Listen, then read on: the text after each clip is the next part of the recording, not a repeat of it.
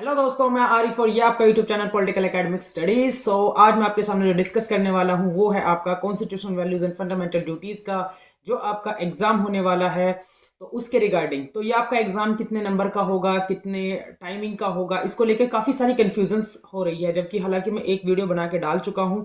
उस एग्जाम में मैंने बताया था कि ये जो वीडियो है, ये जो पेपर है आपका 30 मार्क्स का फर्स्ट पार्ट आएगा।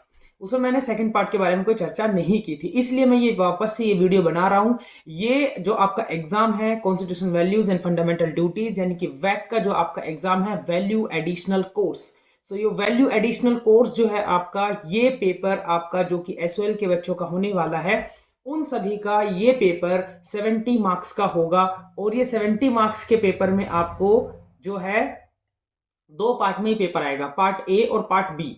पार्ट ए जो होगा आपका वो आएगा 30 मार्क्स का, ठीक है, जिसमें कि आपको 3 क्वेश्चन करने पड़ेंगे, पर क्वेश्चन 10 मार्क्स। ओके। और उसके बाद जो आएगा आपका पार्ट बी यानी कि पार्ट सेकंड। तो पार्ट सेकंड जो आएगा वो आएगा आपका 40 मार्क्स का। तो उस 40 मार्क्स में से आपको जो है कोई 4 क्वेश्चन करने पड़ेंगे और पर क्वेश्चन जो है आपका 10 मार्क्स का होगा। तो इस तरीके से ये जो टोटल हो जाएगा आपका 30 + 40, ये हो जाएगा आपका 70 मार्क्स का टोटल पेपर। ठीक है, तो ये चीजें यानी कि दो पेपर। अब मैं टाइमिंग बता देता हूँ, दोनों पेपर की टाइमिंग क्या होगी। तो ये पेपर आपका अराउंड 2.5 घंटे का पेपर होगा, 2 या 2.5 घंटे, मैक्सिमम 2.5 घंटे का ये पेपर होगा। जिसमें फर्स्ट पेपर के लिए आपको 1 घंटा मिलेगा, जिसमें आपको 3 क्वेश्चन करने रहेंगे। लेकिन जो सेकंड क्वेश्चन पेपर रहेगा आपका, यानी कि वो आपका 40 मार्क्स का होगा और उसमें आपको 4 क्वेश्चन करने होंगे, वो आपका 1.5 यानी कि अराउंड 1.5 घंटा, यानी कि आपको जो है उसमें 1.5 घंटे का टाइमिंग मिलेगा। ठीक है, तो इस तरीके से ये 2.5 घंटे का आपका पूरा पेपर हो जाएगा। ठीक है, तो 2.5 घंटे का आपका ये पेपर होगा। प्लस में इस क्वेश्चन पेपर में आपको जो है जितने, यानी कि दो पार्ट में डिवाइडेड क्वेश्चन पेपर होगा, पार्ट ए और पार्ट बी। पार्ट ए जो होगा आपका वो जो आपको 30 मार्क्स का करके देना है, पार्ट बी जो है आपका वो 40 मार्क्स का आपको करना है। टोटल क्वेश्चन हो जाएंगे इसमें आपके 7, 3 क्वेश्चन पार्ट ए और जो है 4 क्वेश्चन पार्ट बी। ठीक है, तो आई होप कि आप सभी को ये चीज समझ में आई होगी कि मैंने आपको जो है दो पार्ट में ये पेपर बताया है और ये आपका जो होगा 70 मार्क्स का पेपर होगा। ठीक है, तो काफी सारे स्टूडेंट्स में ये कंफ्यूजन है कि ये पेपर जो है सिर्फ और सिर्फ कितने नंबर का होगा, 30 मार्क्स का होगा। नहीं, 30 का नहीं, ये 70 मार्क्स का पेपर है आपका। तो पार्ट 1 जो है आपका 30 मार्क्स हो जाएगा और पार्ट 2 जो है आपका 40 मार्क्स का पेपर होगा। ठीक है, तो इसी तरीके से टाइमिंग भी मैंने बता दिया है आपको, यानी कि 1 घंटा पार्ट 1 और पार्ट 2 जो है वो 1.5 घंटे का होगा। तो इस तरह मिलाकर टोटल टाइम हो जाएगा आपका 2.5 घंटे। ठीक है, तो अब मैं जो है आपके सामने कुछ इंपॉर्टेंट क्वेश्चंस आपके सामने बता रहा हूं, जो constitutional values and fundamental duties. तो ये पेपर आपका new education policy based syllabus के अकॉर्डिंग मैं आपको बता रहा हूं। ठीक है, तो इसके अंदर जो है फर्स्ट क्वेश्चन जो आपका रहने वाला है वो है रिगार्डिंग प्रेम्बल से, प्रेम्बल यानी कि प्रस्तावना से। तो क्वेश्चन आपसे इस तरीके से पूछा जा सकता है, discuss the silent feature of the preamble and the highlight their importance. यानी कि जो प्रस्तावना है भारतीय संविधान की, जो शुरुआत में जो लिखी हुई है प्रस्तावना की, जो उसकी जो प्रस्तावना है उसकी मुख्य विशेषताएं पर चर्चा कीजिए और उसके महत्व पर प्रकाश डालिए। तो प्रस्तावना के अंदर जो शब्द है, सेकुलर शब्द है, जस्टिस शब्द है, ठीक है, इन सब न्याय शब्द है, ठीक है, समानता शब्द है, इनको आपको बहुत अच्छे से एक बार ध्यान से पढ़ लेना है। तो प्रस्तावना की मुख्य विशेषता क्या है और उसके महत्व पर प्रकाश डालें, ये आपका फर्स्ट क्वेश्चन हो जाएगा। इसी क्वेश्चन को इस तरीके से पूछ लिया जा सकता है कि एक्सप्लेन देयर सेकुलरिज्म, यानी कि जो सेकुलरिज्म है उसका टर्म्स, जो प्रेम्बल के अंदर सेकुलरिज्म टर्म्स प्रेम्बल है, प्रेम्बल में दिया हुआ है, वो क्या है, यानी कि धर्मनिरपेक्षता शब्द की व्याख्या कीजिए and discuss the two different between the Indian concept of secularism and the western concept of the secularism. तो यह ये पूछा जा सकता है कि जो धर्मनिरपेक्षता है उसकी व्याख्या क्या है और धर्मनिरपेक्षता की जो अवधारणा भारतीय अवधारणा है और जो विदेशी अवधारणा जिसको हम पश्चिमी अवधारणा बोलते हैं, उनके बीच में क्या अंतर है। इसी क्वेश्चन को प्रस्तावना से रिगार्डिंग इस तरीके से पूछा जा सकता है कि discuss the meaning of justice and it is various kind of lead down of the preamble of constitution of India. भारतीय संविधान के प्रस्तावना में दिए गए न्याय के अर्थ को बताइए और उसके विभिन्न प्रकारों पर चर्चा कीजिए। यानी कि आपका जो है प्रेम्बल से 100% क्वेश्चन आना ही आना है, पार्ट ए में भी और पार्ट बी में भी, फर्स्ट और सेकंड दोनों पार्ट में प्रेम्बल से रिगार्डिंग क्वेश्चन आएगा ही आएगा। अगर अगर पार्ट वन में जो है आपसे सेकुलरिज्म के बारे में पूछा जाता है, तो सेकंड पार्ट में आपसे जस्टिस के बारे में पूछा जा सकता है। या फिर पार्ट ए में जो है न्याय के बारे में न्याय एंड जस्टिस के बारे में पूछा, तो पार्ट बी में जो है आपसे मैक्सिमम है वो पूछा जाएगा कि आप जो है उसके बारे में समानता के बारे में बताइए, स्वतंत्रता के बारे में बताइए। तो इस तरीके से आपसे जो है क्वेश्चन पूछा जा सकता है। क्वेश्चन नंबर 2, तो क्वेश्चन नंबर 2 है जो है आपके वो है कॉन्स्टिट्यूशन से रिलेटेड, कि what do you understand by constitution, यानी कि संविधान क्या है, और what are the feature of Indian constitution, और भारतीय संविधान की कौन कौन सी विशेषताएं हैं, या भारतीय संविधान की क्या विशेषताएं हैं। इसी क्वेश्चन को डेमोक्रेसी के फॉर्म में पूछा जा सकता है कि what is democracy and how it is implemented. ठीक है, यानी कि लोकतंत्र क्या है और उसे कैसे लागू किया जा सकता है।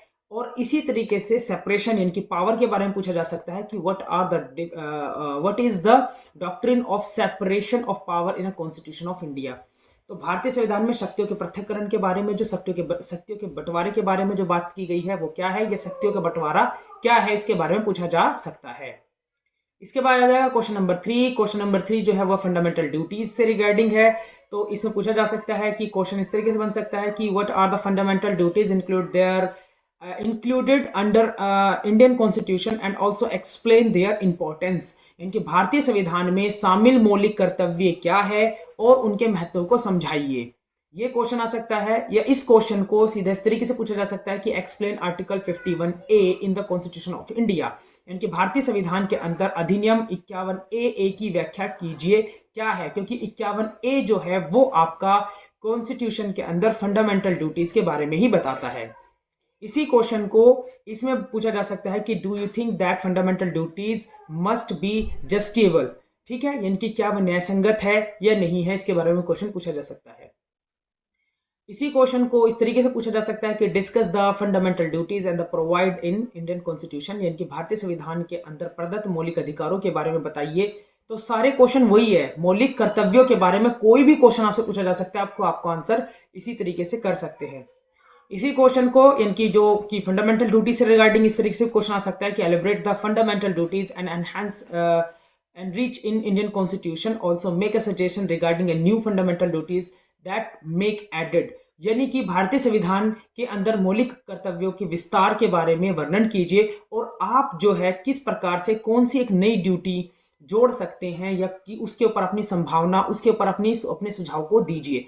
तो इस तरीके से क्वेश्चन नंबर 3 हो जाएगा। उसके बाद आएगा क्वेश्चन नंबर 4। क्वेश्चन नंबर 4 भी प्रेम्बल से रिगार्डिंग है, और इसमें पूछा जा सकता है कि critical analysis liberty in context there thought expression faith and worship, यानी कि विचार अभिव्यक्ति की आस्था, विचार अभिव्यक्ति की जो स्वतंत्रता है, आस्था की स्वतंत्रता है, पूजा करने की जो स्वतंत्रता है, उस स्वतंत्रता का समालोचनात्मक विश्लेषण कीजिए। किसी एक के बारे में पूछा जा सकता है, या स्वतंत्रता के बारे में पूरा भी पूछा जा सकता है। या फिर ये पूछा जा सकता है, इसका नेक्स्ट क्वेश्चन इस तरीके भी आ सकता है कि what type of liberties are guaranteed by the constitution explain, भारतीय संविधान के अंदर किस प्रकार की जो स्वतंत्रता गारंटी दी गई है, इसके बारे में पूछा जा सकता है। इसी क्वेश्चन को कोलैब करके पूछा जा सकता है कि इक्वालिटी और लिबर्टी के बीच में, कि इसको इस तरह पूछा जा सकता है कि do you think equality and liberty is essential of justice. तो इसमें तीनों आ गया, लिबर्टी, इक्वालिटी एंड जस्टिस। तो इसमें तीनों को पूछा गया है कि क्या आपको लगता है कि न्याय के लिए समानता और स्वतंत्रता दोनों आवश्यक है।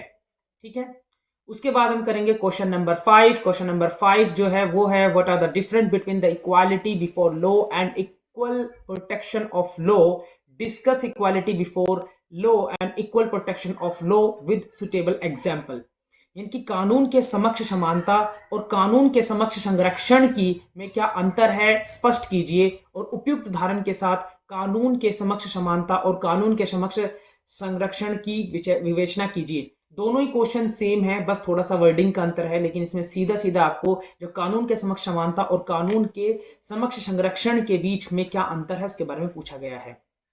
ये एक क्वेश्चन इस तरीके से भी आ सकता है जस्टिस के बारे में, हालांकि मैं ऊपर भी एक क्वेश्चन बता चुका हूं, फिर भी एक क्वेश्चन और मैं इसमें ऐड कर रहा हूं कि डिफाइन जस्टिस, यानी कि न्याय क्या है, इसको बताना है, इसको परिभाषित करना है। And briefly explain the constitutional values in accordance with their principle of justice, यानी कि न्याय के सिद्धांत के अनुरूप संवैधानिक मूल्य, जो संवैधानिक मूल्य कौन कौन से हैं उनको बताना है।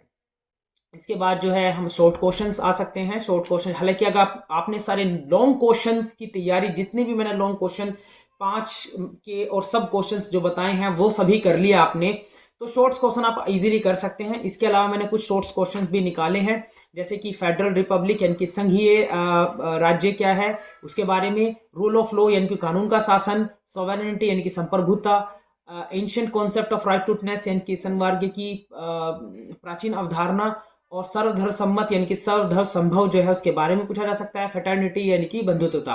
तो इस प्रकार जो है आपका ये पूरा पेपर आएगा, जो कि मैं एक बार फिर से रिपीट कर रहा हूं, ये पेपर आपका 70 मार्क्स का होगा, जिसमें 30 मार्क्स का पार्ट ए, पार्ट फर्स्ट, और 40 मार्क्स का पार्ट सेकेंड।